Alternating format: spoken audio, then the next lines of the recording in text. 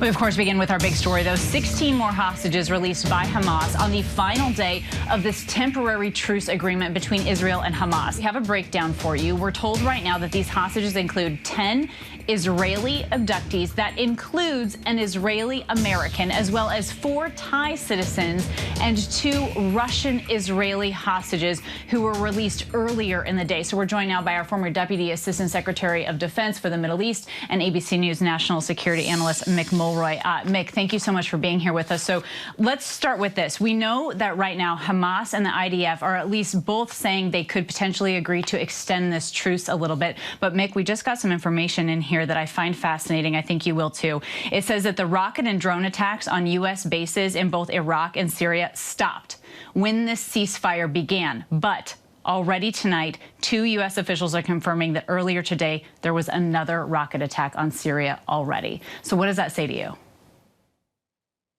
So, Kayna, I agree. That is interesting because it really does show how coordinated this is with Iran and how Iran, in many ways, is orchestrating this.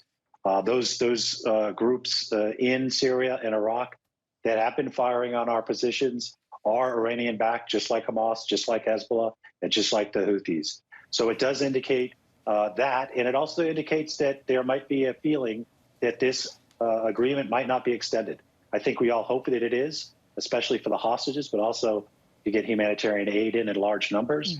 But this could indicate that at least they believe this is going to be the end of this truce.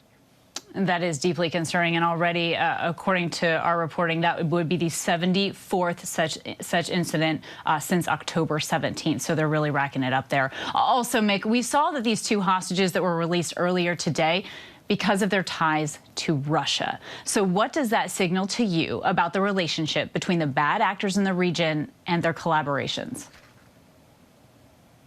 So it does indicate there is collaboration.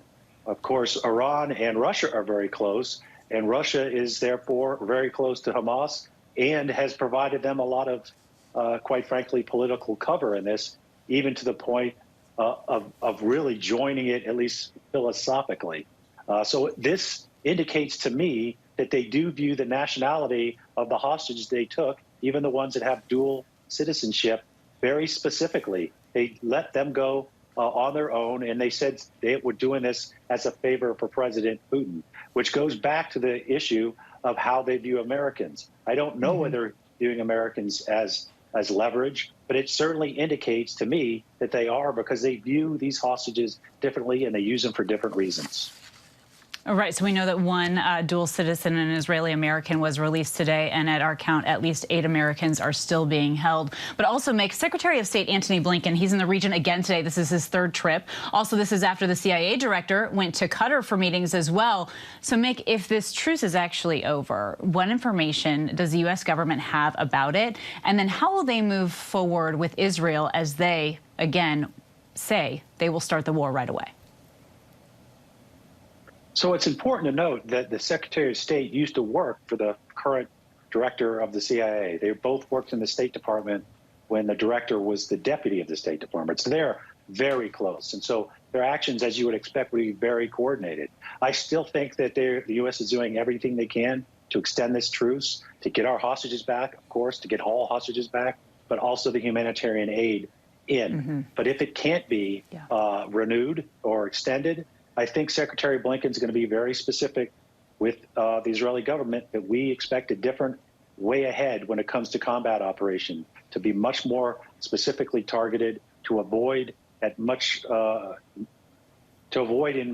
the best way possible civilian casualties, something that I don't think we saw at the beginning stages of this campaign. And I think Secretary Blinken is going to bring that to the discussion, as well as what's going to happen when combat operations is over. Will there be a security force? What's the political way ahead? Are we going to head toward a 2-state solution? It's possible Israel doesn't want to listen to that right now, but that is something that I think he will be talking about. The future of the region of much concern for U.S. officials as well. But also, you touched on the humanitarian situation in Gaza. It is growing worse by the day. Is the U.S. also urging this as a reason to try to convince both sides to continue this pause here? And I mean, I know that there's concerns about disease now, and the weather is getting colder as well. That's absolutely right, Kana. So right now, about 200 trucks are coming in a day, and that is what they agreed to. But before the conflict started, there was around 400 trucks a day. So it's woefully inadequate to take care of the people in Gaza. And quite frankly, there are people starving. There's 2 million people live in Gaza. Only around 40,000 max are in Hamas. So we have to be very cognizant of that. The United States, of course, is delivering aid, but more aid needs to get in there. And it's not going to be able to get there just by using the Rafah crossing. They're going to have to look at a maritime approach because it helps to get the distribution across Gaza. That's something I think that the United States is going to be pushing for. And to your point, it's winter and it's going to get colder, and about 1 million people inside Gaza don't have shelter. So that's very important, and all the reason why this truce should continue and humanitarian aid should get in there uninterrupted.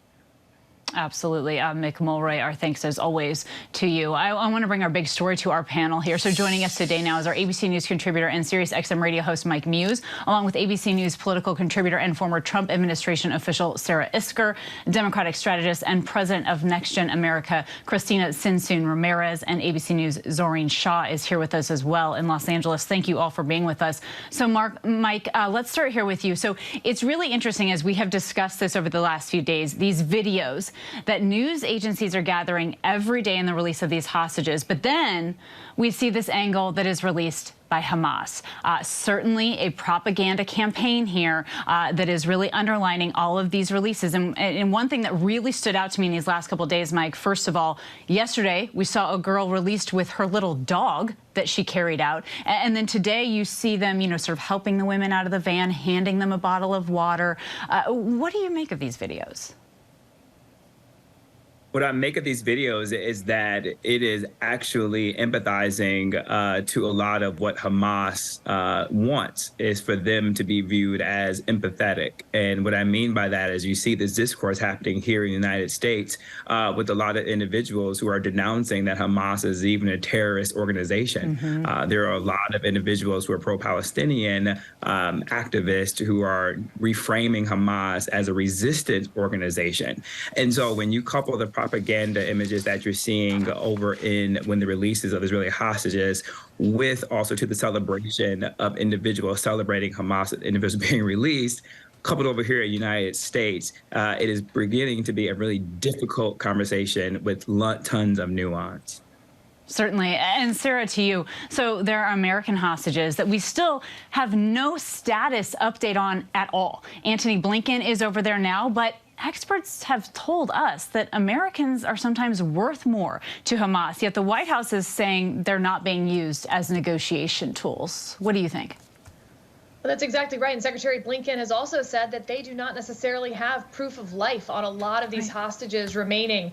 There's this balance to be struck, even on this week, last Sunday, when Secretary Blinken was on the show, he was asked specifically about one of the little girls who was being held hostages. Mm-hmm. And you could see in his face this concern that if he spent too long talking about her, she might become more valuable. So it's a huge problem as we try to humanize these hostages and show the atrocity that Hamas committed, while at the same time not making them more valuable so that they're kept hostage longer. Oh, yeah, that's interesting. And Zoreen, to you, you have some reporting now on the Muslim American reaction here at home. President Biden actually apologizing to the community for his words in Gaza. Yeah, Kana, so this group had been wanting and demanding more empathy from the president for a while, the empathizer-in-chief as he's known, right? And then suddenly it happens in this highly emotional, very tearful moment in the White House. But how it happened actually hasn't been reported out until we did it just in the last few hours, actually. So it happened late last month. 5 Muslim Americans went to the White House. According to one participant, another, her name is Suzanne Barakat. She's a prominent Muslim advocate. She's been through incredible loss. She's lost 3 loved ones. She confronted the president. She said, I have lost these people. We have a common loss here. And she starts listing off the people the president has lost as well. And then she says, you have lacked empathy in this moment. You are the empathizer in chief, essentially, is what she's saying. And she says he has not shown empathy when it comes to Palestinian suffering, in her opinion. Now, the president, if the room gets very quiet, and the president says he is sorry. He says he needs to do better. He says he's disappointed in himself, which is huge for this group. Of course, they say that he has not met him when it comes to policy, when it comes to their demands for a ceasefire. And also, Christina, to you, the Biden administration is sending what appears to be at least a new message to Israel about keeping their attacks more targeted when this fighting resumes. They're certainly concerned about the global perceptions of this war.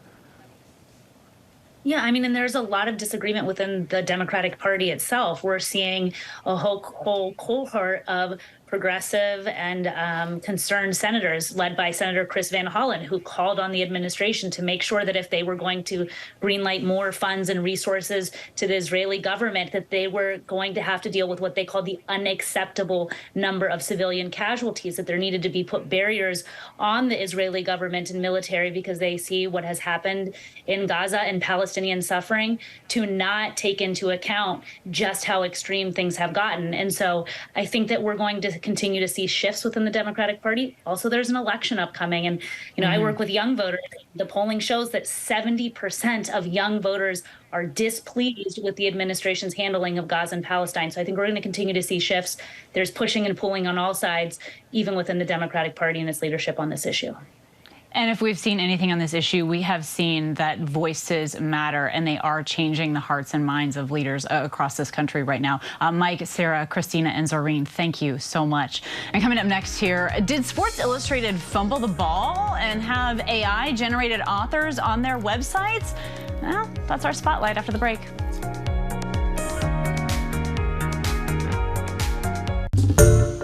Hi, everyone. George Stephanopoulos here. Thanks for checking out the ABC News YouTube channel. If you'd like to get more videos, show highlights, and watch live event coverage, click on the right over here to subscribe to our channel. And don't forget to download the ABC News app for breaking news alerts. Thanks for watching.